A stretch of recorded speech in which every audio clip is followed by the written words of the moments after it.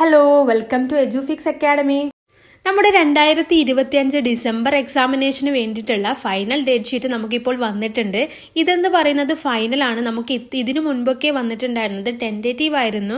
അതായത് അതിൽ ചേഞ്ചസ് നമുക്ക് പിന്നീടുള്ള അപ്ഡേഷൻസിൽ വന്നിട്ടുണ്ടായിരുന്നു.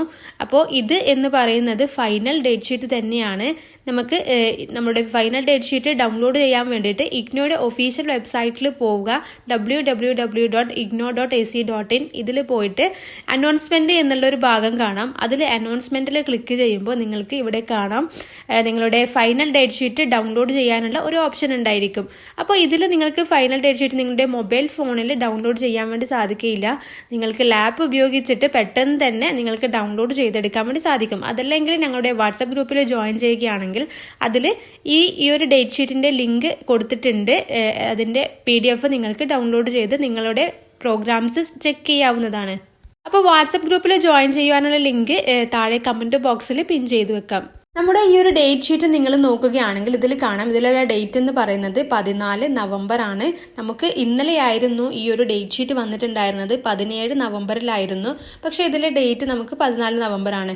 അതായത് നമുക്ക് ഒഫീഷ്യലി വന്നിട്ടുള്ളത് നമ്മുടെ ഒഫീഷ്യൽ വെബ്സൈറ്റിൽ വന്നിട്ടുണ്ടായിരുന്നത് 17 നവംബറിലാണെങ്കിലും ഇത് വന്നിട്ടുള്ളത് ഈ ഒരു നോട്ടിഫിക്കേഷൻ ശരിക്കും അവർ പുറത്ത് വിട്ടിട്ടുള്ളത് 14 നവംബറിലായിരുന്നു. അത് തന്നെ നമുക്ക് കുറച്ച് ഇൻസ്ട്രക്ഷൻസ് കൊടുക്കുന്നുണ്ട്. അതായത് ഈ ഒരു 4 കാര്യങ്ങൾ ഫോളോ ചെയ്ത് എക്സാം എഴുതുന്നവർക്ക് മാത്രമാണ് അവരുടെ റിസൾട്ട് പബ്ലിഷ് ആയിട്ട് വരിക. ഒന്നാമത്തതാണ്, നിങ്ങൾ രജിസ്റ്റർ ചെയ്തിട്ടുള്ള എക്സാമുകൾ അല്ലെങ്കിൽ കോഴ്സുകൾ എന്ന് പറയുന്നത് വാലിഡിറ്റി ഉള്ളതായിരിക്കണം. അതായത് നമുക്ക് ഓരോ ടൈം പീരീഡ് ആണ് ഉള്ളത്.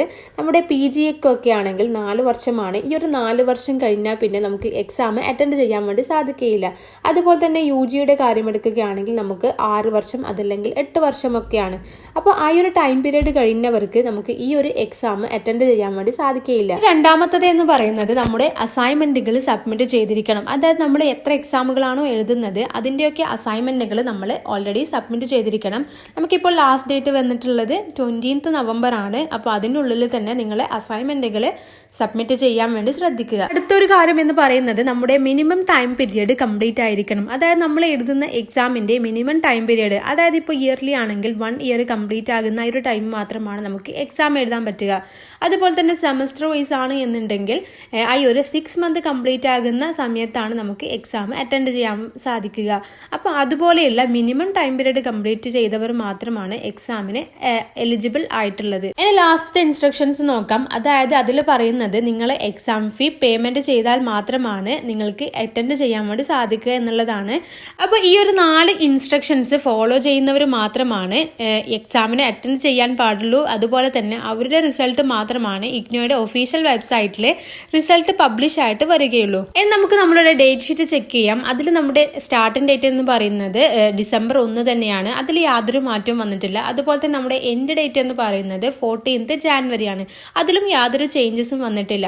അപ്പോൾ ഏകദേശം നമുക്ക് മുൻപ് വന്നിട്ടുള്ള അതേ ടെൻറ്റേറ്റീവ് ഡേറ്റ് ഷീറ്റിലുള്ള കാര്യങ്ങൾ തന്നെയാണ് നമുക്ക് ഈ ഒരു ഡേറ്റ് ഷീറ്റിലും പ്രധാനമായിട്ടും വന്നിട്ടുള്ളത്. ഇനി ആർക്കെങ്കിലും നിങ്ങളുടെ കോഴ്സുകൾ ഡേറ്റ് ഷീറ്റിൽ ഇപ്പോൾ വന്നിട്ടുള്ള ഡേറ്റ് ഷീറ്റിൽ ചേഞ്ച് വന്നിട്ടുണ്ട് എന്നുണ്ടെങ്കിൽ താഴെ കമൻറ്റ് ചെയ്യാം. അത് മറ്റുള്ളവർക്ക് കൂടി യൂസ്ഫുൾ ആകുന്നതായിരിക്കും. ഇനി നമുക്ക് അടുത്തതായിട്ട് നമ്മുടെ കോഴ്സ് കോഡ് ഏതൊക്കെ ഡേറ്റിലാണ് എക്സാമുകൾ വരുന്നത് എന്ന് നോക്കാം. അതിന് വേണ്ടിയിട്ട് നമ്മുടെ ഈ ഒരു PDF-ന്റെ മുകളിലായിട്ട് നിങ്ങൾക്കൊരു സെർച്ചിങ് ഓപ്ഷൻ കാണാം. ആ ഒരു സെർച്ചിങ് ഓപ്ഷനെ നിങ്ങൾ ക്ലിക്ക് ചെയ്തിട്ട് അവിടെ നിങ്ങളുടെ കോഴ്സ് കോഡ് നിങ്ങൾ എഴുതി കൊടുക്കുക. അങ്ങനെയാകുമ്പോൾ ആ ഒരു കോഴ്സ് കോഡ് നിങ്ങൾക്ക് ഇതുപോലെ ഇങ്ങനെ മാർക്ക് ചെയ്തിട്ട് വരും.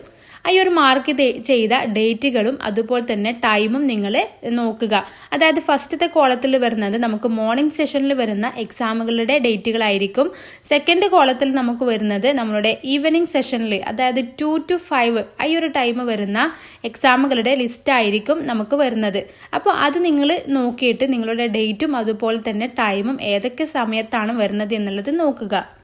നമ്മുടെ ഇലക്ഷൻ ടൈമിലുള്ള എക്സാം ഡേറ്റുകൾക്ക് ഇപ്പം യാതൊരു മാറ്റവുമില്ല. അത് അതുപോലെ തന്നെയാണുള്ളത്. അപ്പോൾ എന്തെങ്കിലും മാറ്റം വരികയാണെങ്കിൽ സ്റ്റഡി സെന്റേഴ്സോ അതല്ലെങ്കിൽ റീജിയണൽ സെന്റേഴ്സോ നിങ്ങളെ അറിയിക്കുന്നതായിരിക്കും. നമ്മുടെ ഹോൾ ടിക്കറ്റിൽ നമ്മുടെ ഈ ഒരു എക്സാമിൻ്റെ ഡേറ്റും അതുപോലെ തന്നെ ടൈമും കൃത്യമായിട്ട് തന്നെ കൊടുത്തിട്ടുണ്ടാകും. അപ്പോൾ അതിന് മുൻപായിട്ട് നിങ്ങൾക്ക് അറിയണമെന്നുണ്ടെങ്കിൽ ഈ ഒരു ഡേറ്റ് ഷീറ്റിൽ നിങ്ങൾക്ക് ഇതുപോലെ ചെക്ക് ചെയ്യാവുന്നതാണ്. അപ്പോൾ ഇതിലെന്തെങ്കിലും ഇനി ഡൗട്ടോ കാര്യങ്ങളോ ഉണ്ടെങ്കിൽ നിങ്ങൾക്ക് താഴെ കമൻറ്റ് ചെയ്യാം. അതുപോലെ തന്നെ ഇതുപോലെയുള്ള പുതിയ പുതിയ നോട്ടിഫിക്കേഷൻസ് പെട്ടെന്ന് തന്നെ അറിയാൻ വേണ്ടിയിട്ട് ഞങ്ങളുടെ വാട്സാപ്പ് ഗ്രൂപ്പിലും അതുപോലെ ഇൻസ്റ്റാഗ്രാം ഫേസ്ബുക്ക് പേജുകളും ഫോളോ ചെയ്യുക. അതുപോലെ ഈ ഒരു ചാനൽ സബ്സ്ക്രൈബ് ചെയ്യുക. താങ്ക്